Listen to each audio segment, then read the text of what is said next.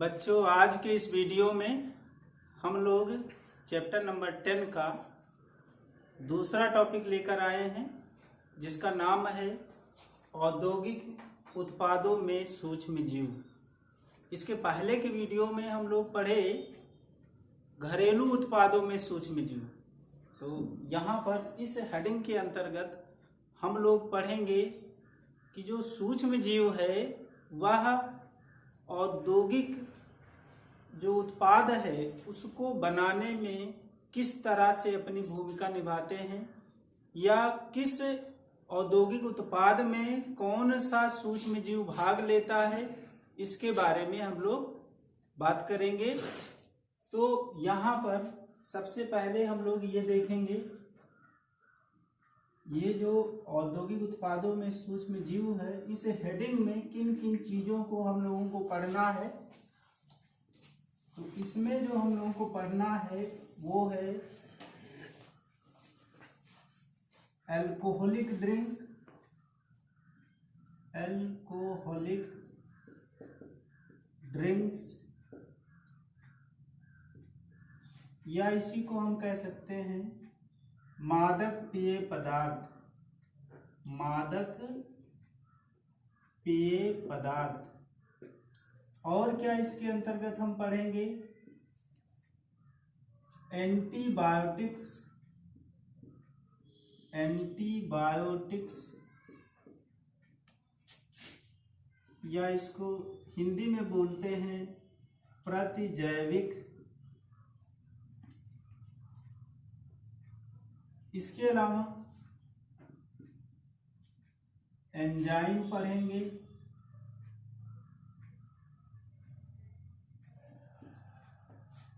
इसके अलावा कुछ कार्बनिक अम्ल पढ़ेंगे, कार्बनिक अम्ल, ऑर्गेनिक एसिड इसकी इंग्लिश होती है, और एक है bio active molecule, bio active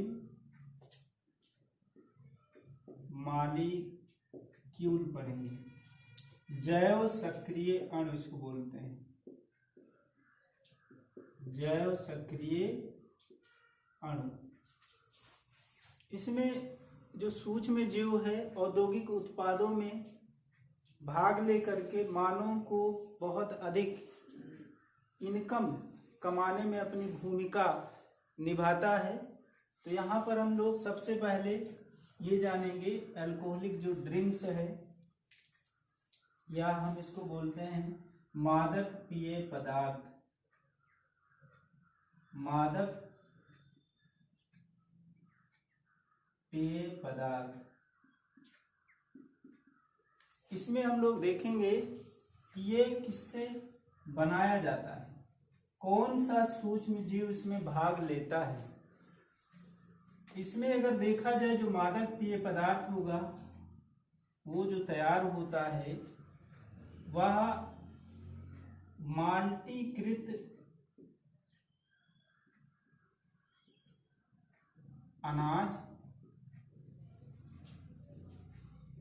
या फिर फलों के जूस लिए जाते हैं, फलों के जो रस होते हैं उससे क्या तैयार किया जाता है, ये मादक पेय पदार्थ तैयार होता है। किसके, इसमें जो सूक्ष्म जीव भाग लेता है मादक पेय पदार्थ, इस मादक पेय पदार्थ को बनाने के लिए जो सूक्ष्म जीव भाग लेता है उसको ईस्ट बोलते हैं,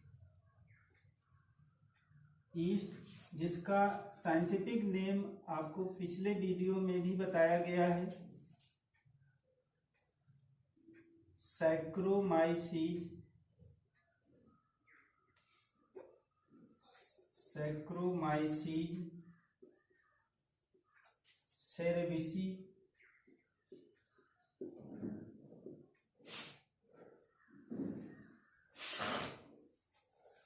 माल्टीकृत अनाज जो होगा या फलों का जूस का प्रयोग करके मादक पेय पदार्थ बनाए जाते हैं। अब यहाँ पर जो मादक पेय पदार्थ होते हैं ये कई तरह के होते हैं। दो यहाँ पे प्रोसेसिंग जो होती है दो तरह की हो सकती है, एक आसवन द्वारा यानी आसवन करके, और एक बिना आसवन के होता है। मतलब एक होता है विद डिस्टिलेशन और एक होता है विदाउट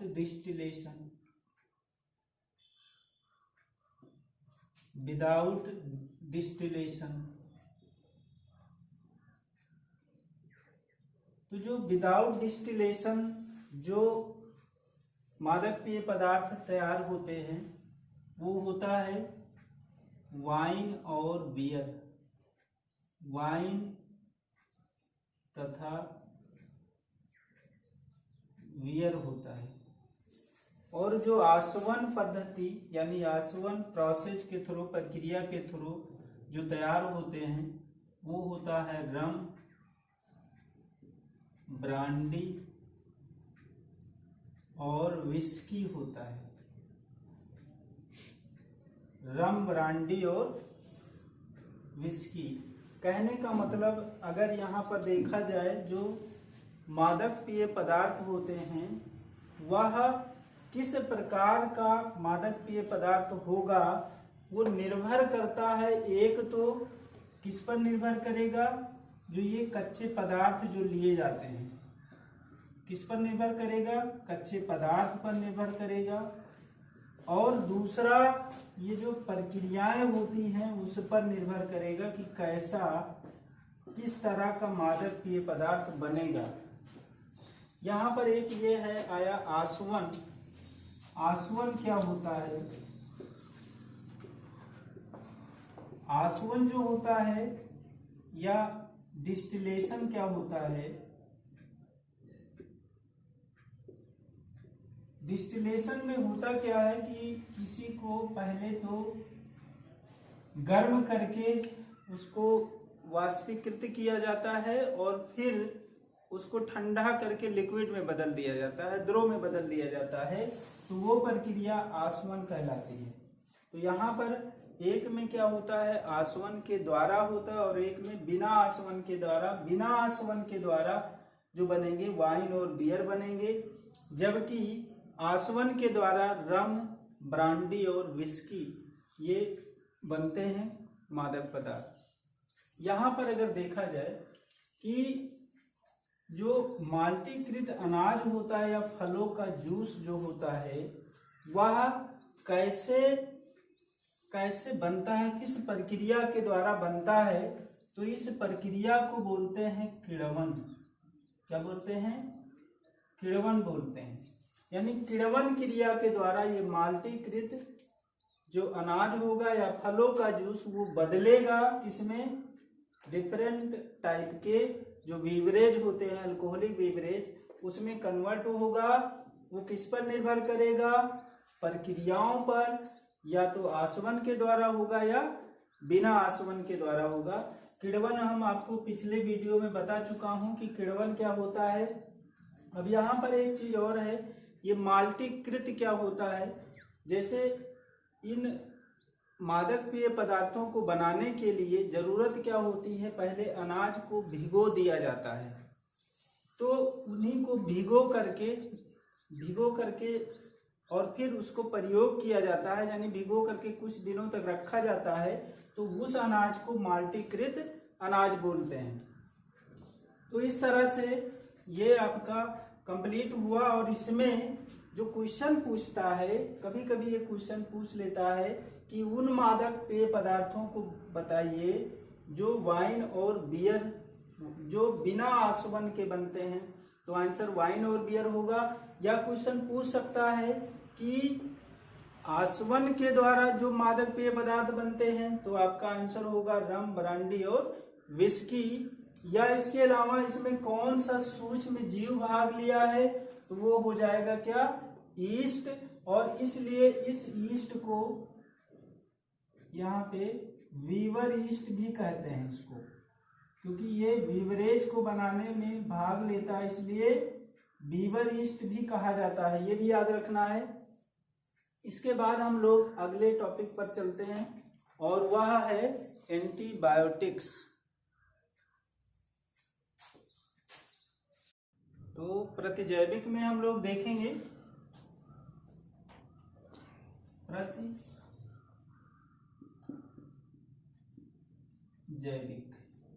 या इसकी अंग्रेजी होती है एंटीबायोटिक। यहाँ पे अगर देखा जाए तो ये दो ग्रीक शब्दों से मिलकर बना हुआ है, एंटी और बायोटिक। एंटी का मतलब होता है खिलाफ या विरोध, अगेंस्ट, और बायोटिक का मतलब होता है लाइफ, अगेंस्ट लाइफ। मतलब कि ये यहाँ पर अगर देखा जाए तो उसका मीनिंग जो बनेगा, जो अर्थ आएगा प्रतिजैविक का, वो जीवन के खिलाफ या जीवन के अगेंस्ट होगा। अब यहाँ पर हम ये जानेंगे कि वास्तव में प्रतिजैविक क्या होता है। प्रतिजैविक क्या होता है, आपको ये क्लियर है कि जो सूक्ष्म जीव है वो हम लोग पढ़ रहे हैं। तो यहाँ पर अगर हम देखें प्रतिजैविक को डिफाइन करने के लिए, तो इस तरह से ये हम समझ सकते हैं, जैसे कोई सूक्ष्म जीव हो, उससे कोई रसायन निकाला जाए। क्या निकाला जाए? रसायन। और इस रसायन का प्रयोग होता हो किसमें? या तो किसी दूसरे जीव को मारने में, या फिर उसकी वृद्धि को रोकने में, या तो उसको मारने में काम आता हो, यानी कि किसको मारने में? दूसरे सूक्ष्म जीव को। दूसरे सूक्ष्म जीव को अगर मारने में आता है तो ऐसे रसायन को प्रतिजैविक कहते हैं। ऐसे रसायन को क्या कहेंगे? प्रतिजैविक या एंटीबायोटिक बोलेंगे। मतलब कि जो एंटीबायोटिक होता क्या है? एंटीबायोटिक ऐसा रसायन होता है, ऐसा केमिकल होता है जो एक प्रकार के सूक्ष्म जीव से निकाला जाता है और उस रसायन का प्रयोग दूसरे सूक्ष्म जीव को मारने में या उसकी वृद्धि को रोकने में प्रयोग किया जाता है। तो उस रसायन को क्या कहेंगे? प्रतिजैविक कहते हैं। अब यहाँ पर अगर हम एक एग्जाम्पल लेकर बात करते हैं, जैसे यहाँ पर एक एग्जाम्पल हम ये ले रहे हैं, पेनिसिलियम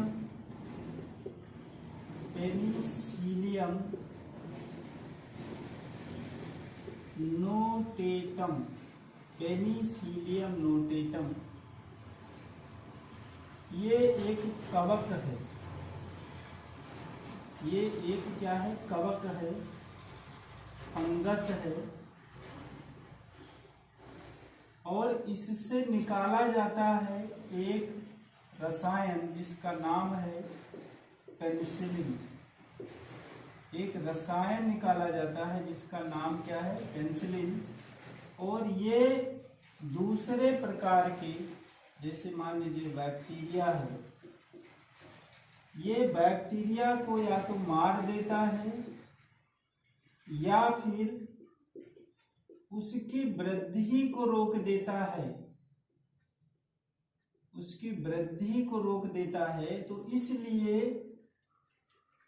इसको बोला जाएगा क्या? इसको क्या बोलेंगे? एंटीबायोटिक बोलेंगे, प्रतिजैविक कहेंगे।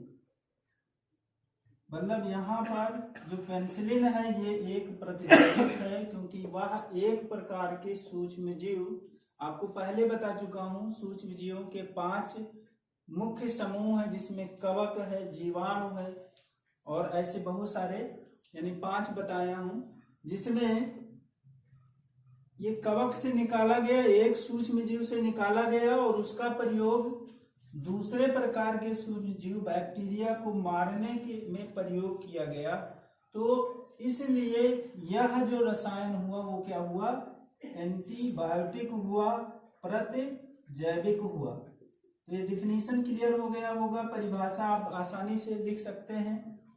अब इसके बारे में यहाँ पर अगर देखा जाए, जो पेनिसिलिन है ये वास्तव में प्रथम प्रतिजैविक है, फर्स्ट एंटीबायोटिक है, प्रथम जो है प्रतिजैविक है। और इस प्रथम प्रतिजैविक को खोजे थे, इसके जो खोजकर्ता हैं वो हैं अलेक्जेंडर फ्लेमिंग। अलेक्जेंडर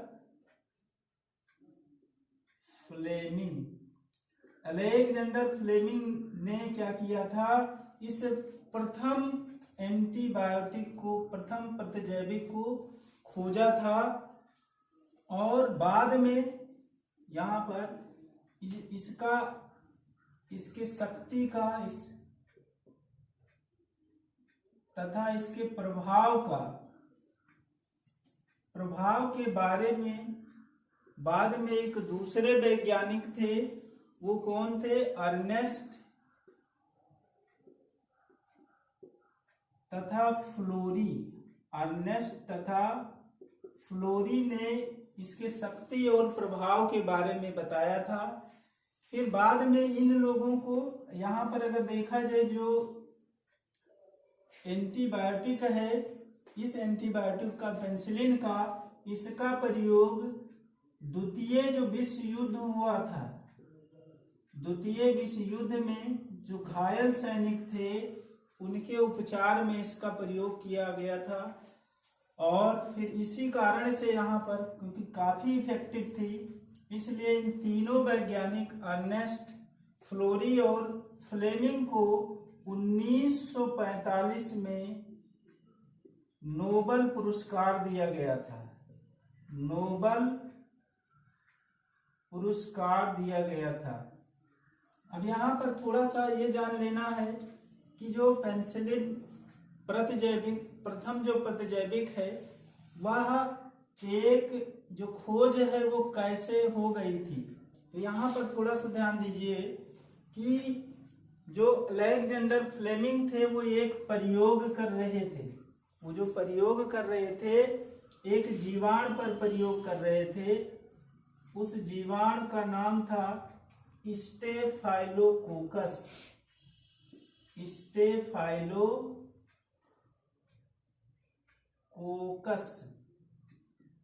स्टेफाइलोकोकस पर ये प्रयोग कर रहे थे।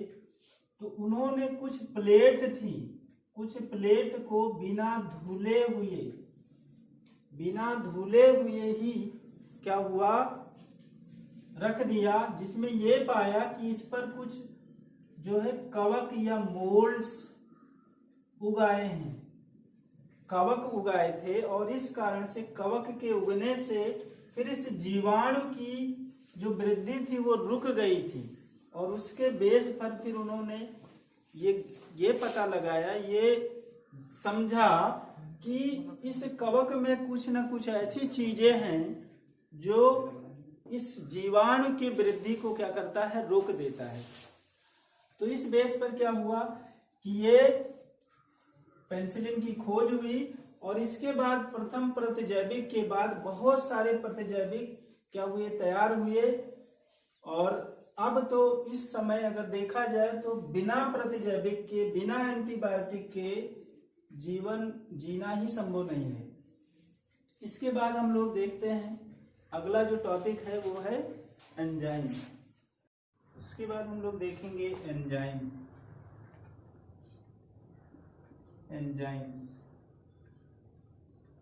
एंजाइम जो हम लोगों के सिलेबस में दिया गया है, ये हैं 3। कौन कौन से हैं? वन इज लाइपेज, पहला लाइपेज है, दूसरा एक्टिनेज,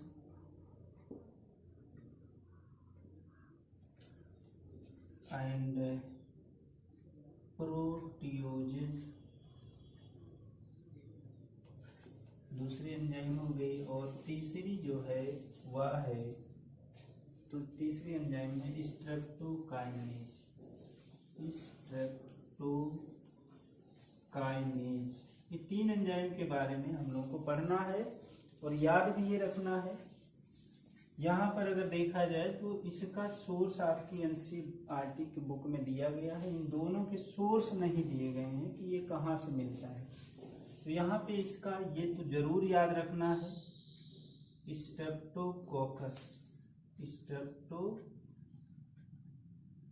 स्ट्रेप्टोकोकस से ये मिलता है। कोकस ये एक जीवाणु है, बैक्टीरिया है। जो सूक्ष्म जीव का समूह है वो क्या है, इस जीनस से स्ट्रेप्टोकाइनेज मिलता है। लाइपेज अगर देखा जाए तो ये बेसिलस, अगर माइक्रोब से देखा जाए तो बेसिलस। इसके अलावा कुछ फंजाई से ये प्राप्त किया जाता है।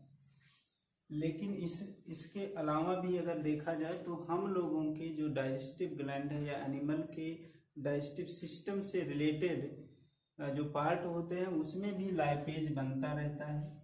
जैसे पैंक्रियाज से लाइपेज सीक्रेट होता है, हमारी इंटेस्टाइन में भी लाइपेज सीक्रेट होते हैं जो ग्लैंड प्रेजेंट होती हैं। इसके अलावा अगर हम देखें ये जो पेक्टिनेज जो होता है वह एक कवक होता है। कवक का वंश है एस्परजिलस,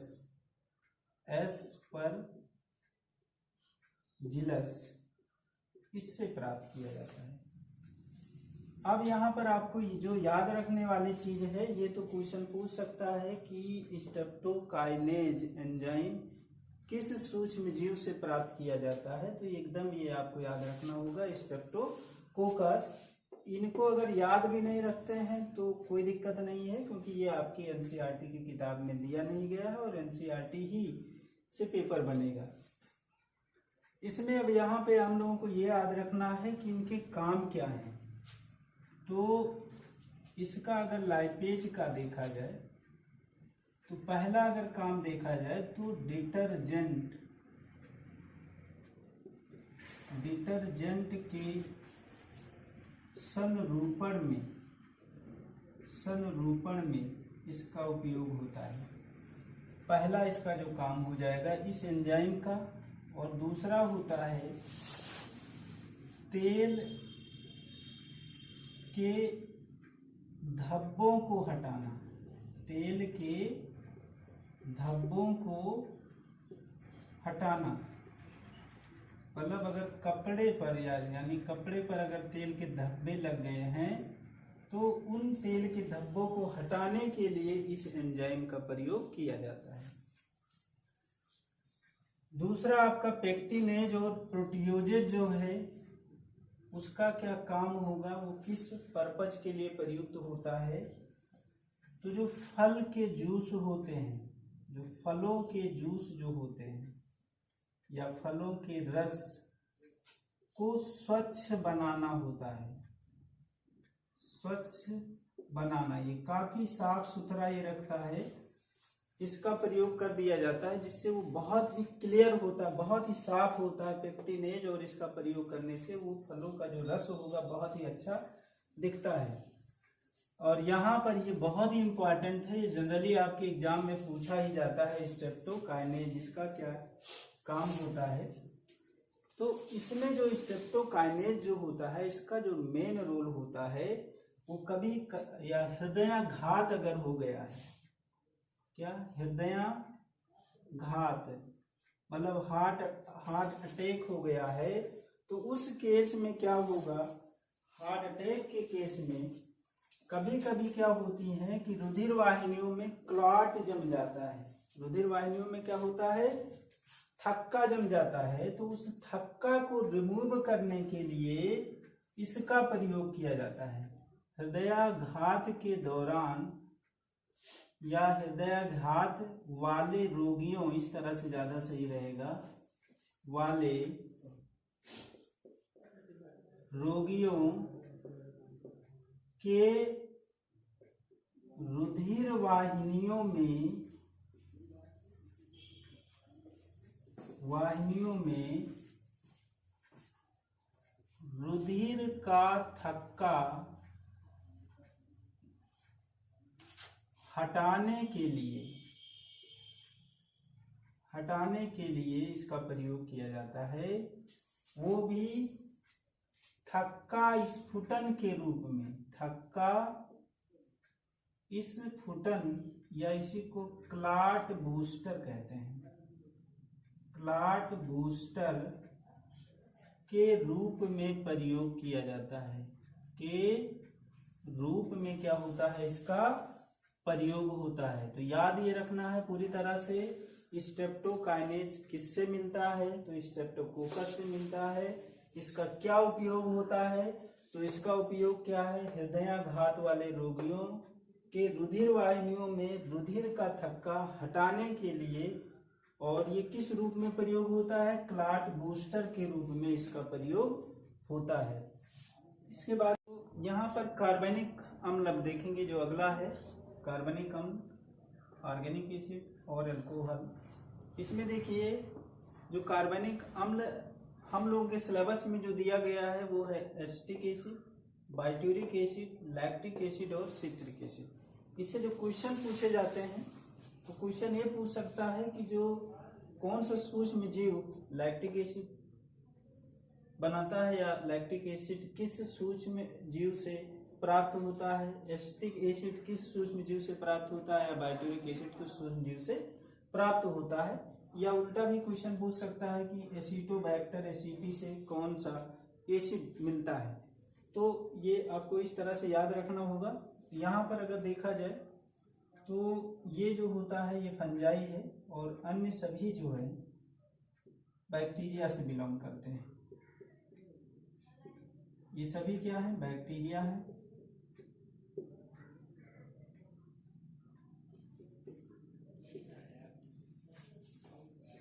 तो इसमें देखिए acetic acid Acetobacter एसिटी, बाइट्यूरिक acid Clostridium बोtulinum से प्राप्त होता है, और लैक्टिक एसिड जो होता है लैक्टोबैसिलस स्पीशीज से प्राप्त होता है, और जो सिट्रिक एसिड होता है वो एस्परजिलस निगर से प्राप्त होता है। और इसमें जो लास्ट हम लोगों का बच रहा है वो है बायोएक्टिव मॉलिक्यूल, जिसमें हम लोग यहीं पर देख ले रहे हैं। दो इसमें पढ़ना है हम लोगों को।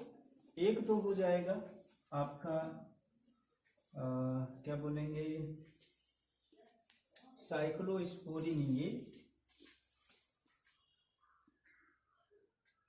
बायो एक्टिव मॉलिक्यूल या सक्रिय अणु, इसके अंतर्गत दो पढ़ना और काफी ये इम्पोर्टेंट है। एक जो है साइक्लोस्पोरिन ये है,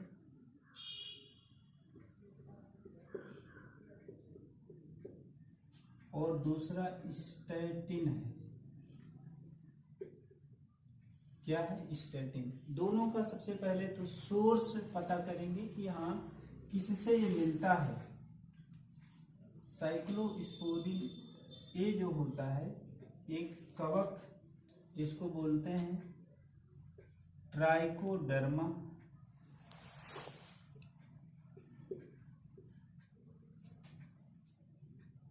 ट्राइकोडर्मा पॉलीस्पोरम।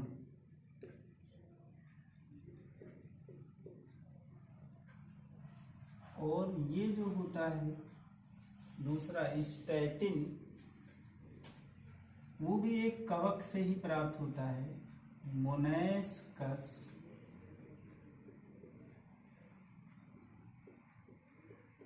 परप्यूरियस। मतलब ये दोनों सूक्ष्म जीव के किस समूह से बिलोंग करते हैं, ये भी एक कवक है, फंजाई है, और दूसरा भी कवक ही है,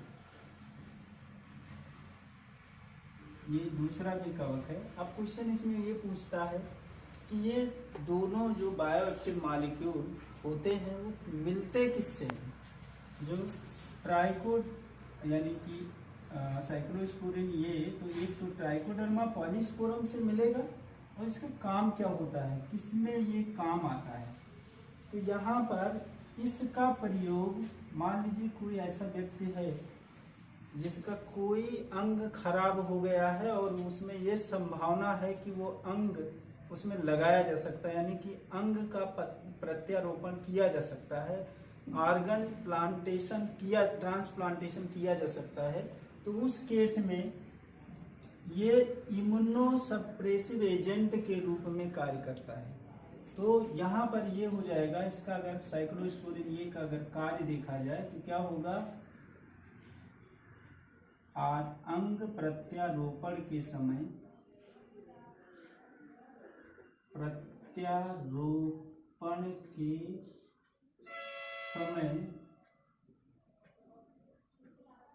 इम्यूनोसप्रेसिव एजेंट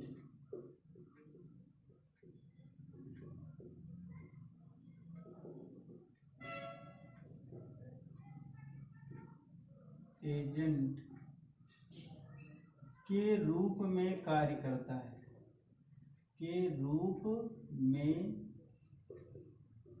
करता है, और इस दूसरे वाले का जो स्टैटिन है, इसका क्या काम होता है, इसका जो काम होता है वह रक्त में कोलेस्ट्रॉल की मात्रा को घटाने का काम करता है, लोअर करता है, घटाने या कह लीजिए कम करने का काम करता है।